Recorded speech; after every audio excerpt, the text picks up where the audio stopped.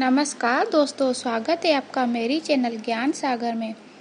तो आज हम जानेंगे वक्त के अधीन भगवान कसाई की कहानी। तो चलिए शुरू करते हैं। एक कसाई था सदना। वह बहुत ईमानदार था। वह भगवान के नाम कीर्तन में मस्त रहता था। यहाँ तक कि मांस को काटते बेचते हुए भी भगवान नाम गुनगुना रहता था। एक दिन वह अपनी ही धुन में कहीं जा रहा था कि उसके पैर से कोई पत्थर टकराया। वह रुक गया। उसने देखा एक काले रंग के गोल पत्थर से उसका पैर टकरा गया है। उसने वह पत्थर उठा लिया व जेब में रख लिया, यह सोचकर कि यह मांस तौलने के काम आएगा। वापिस आकर उसने वह पत्थर मांस के वजन को तौलने के काम में लगाया। कुछ ही दिनों में उसने समझ लिया कि यह पत्थर कोई साधारण नहीं है। जितना वजन उसको तौलना होता, पत्थर उतने वजन का ही हो जाता है। धीरे धीरे यह बात फैलने लगी कि सदना कसाई के पास वजन करने वाला पत्थर है। वह जितना चाहता है पत्थर उतना ही तौल देता है। किसी को 1 किलो मांस देना होता तो तराजू में उस पत्थर को एक तरफ डालने के पर दूसरी और 1 किलो का मांस ही तुलता।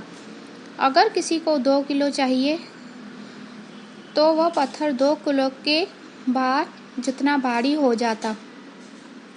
इस चमत्कार के कारण उसके यहाँ लोगों की भीड़ जुटने लगी। भीड़ जुटने के साथ ही सदना की दुकान की बिक्री बढ़ गई।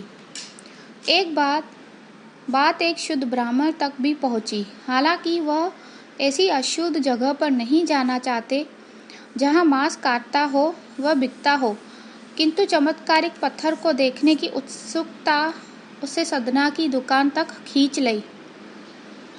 दूर से खड़ा वह सदना कसाई को मीट तौलते देखने लगा। उसने देखा कि कैसे वह पत्थर हर प्रकार के वजन को बराबर तौल रहा था।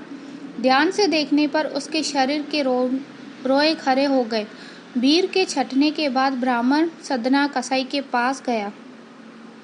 ब्राह्मण को अपनी दुकान में आया देख सदना कसाई प्रसन्न भी हुआ और आश्चर्यचकित भी हुआ।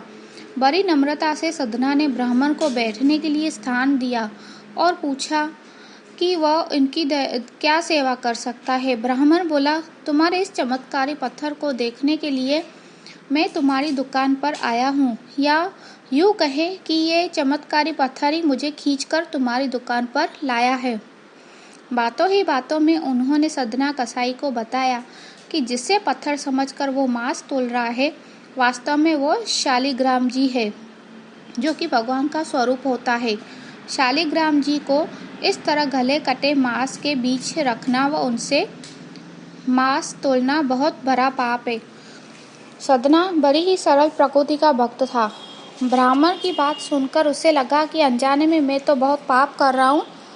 अनुनय विनय करके सदना ने वह शालिग्राम उन ब्राह्मण को तो दे दिया और कहा कि आप तो ब्राह्मण हैं, अंत आप ही इनकी सेवा परिचर्या करके इन्हें प्रसन्न करें। मेरे योग्य कुछ सेवा हो तो मुझे अवश्य बताएं।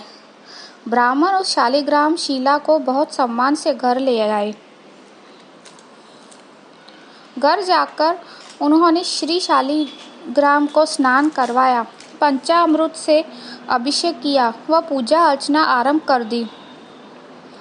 कुछ ही दिन बीते थे कि उन ब्राह्मण के स्वप्न में श्री शालिग्राम जी आए। वह कहा, हे ब्राह्मण, मैं तुम्हारी सेवाओं से प्रसन्न हूँ, किंतु तुम मुझे उसी कसाई के पास छोड़ आओ।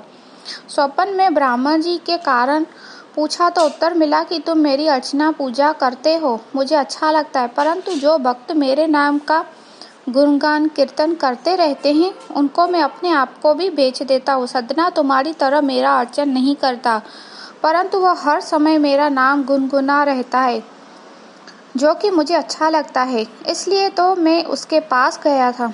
ब्राह्मण अगले दिन ही सदना कसाई के पास गया व उनको प्रणाम करके सारी बात बताई। वह श्री शालिग्राम जी को उन्हें सौंप दिया। ब्राह्मण की बात सुनकर सदना कसाई की आंखों में आंसू आ गए।